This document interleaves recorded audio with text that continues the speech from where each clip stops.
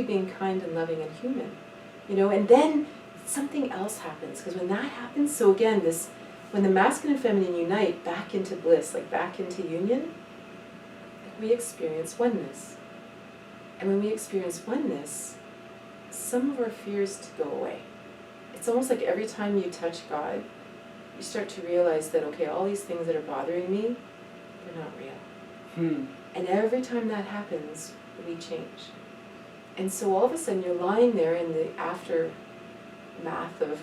of it, and this peace, like this incredible quiet, it heals us. Right. Like just that connection. It's almost like they say, you know, just to touch the robes of a holy man will bring you such peace. And that's what I think it's like. And that is the greatest healing. And that's the goal of that's the goal of Tantra. That's the goal of spiritual healing. Totally.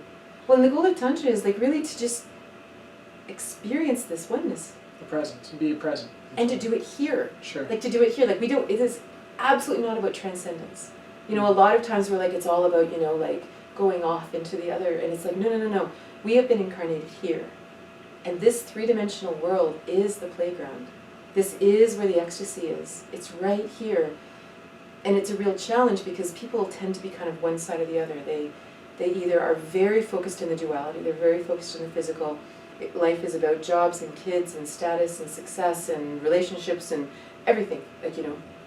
And there's no real time for spiritual intuition because, you know, it's like, no. Just go get a job, for God's sake. Just, you know.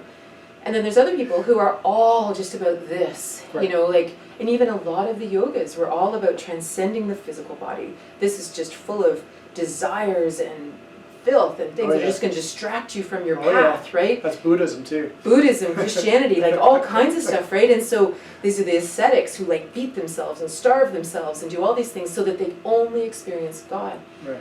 But Tantra says these two things are meant to come together. Right. And it was interesting because we talked about this because this physical world in the chakra system are all these lower chakras. This is the lower triangle. And then this upper triangle is the divine. And of course, the heart is what connects them. And the reason we get stuck in one place or the other is because we're broken here, like we've been hurt. So this is why there's so much work in heart opening exercises and so many things, like even to just eye gaze with someone. That's like, wow, this is really, that's I don't know, like I don't like it, you know. And so healing the heart is such a big deal, but to actually have the idea that you can experience this infinite ecstasy right here. Right? And it can be in romance. It can be like my children are in their 20s now, and they're hilarious, right? Because I literally look at like my son is this 6'3" Viking of a man with long beard and long hair, and he like, you know, walks like this.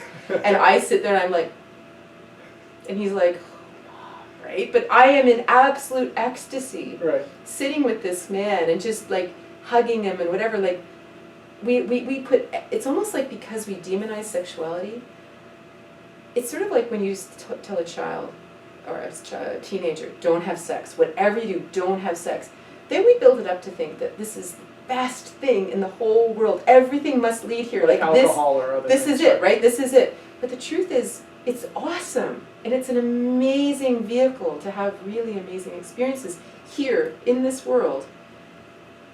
But it's not the only one. Right. Like it's just one. And the only reason I think we think it's the only one is because it's been pushed aside, you know, and many people who come to me are single, and they always ask, you know, can I study Tantra alone?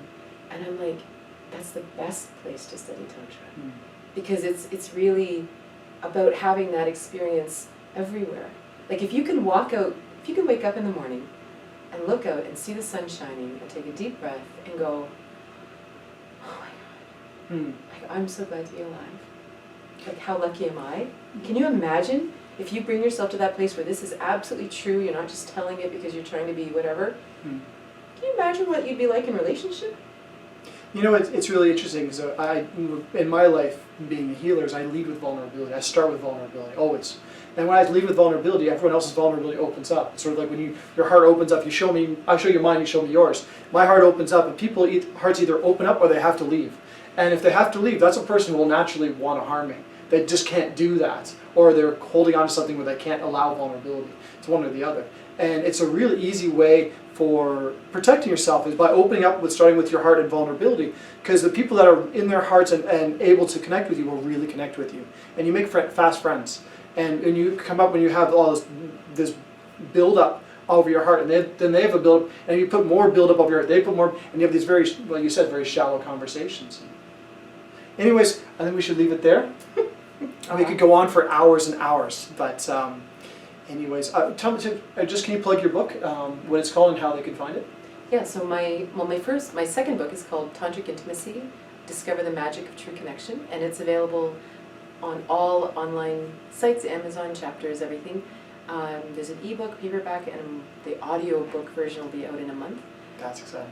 My first book was called What If You Could Skip the Cancer? And it's actually something I often recommend to people first, because it helps bridge you from that place where we listen to the whole world for instruction, and it brings back inside to actually go, no, we actually have wisdom within, which is really the foundation of Tantra. I didn't write it that way 10 years ago, but that actually, it's something that seems to be a better foundation for Tantra than I ever knew. So we'll be able, if you're interested in either one of my website, orionmott.com, and what was your website again? What was your website? KatrinaBos.ca. KatrinaBos.ca. Or the Tantra is fusiontantra.com. There will be a link underneath. Just click on it, and we'll put a link to your book as well for people to pick up. And thank you very much. It was a wonderful conversation. I know we'll have more. Thanks for having me. Okay. Bye.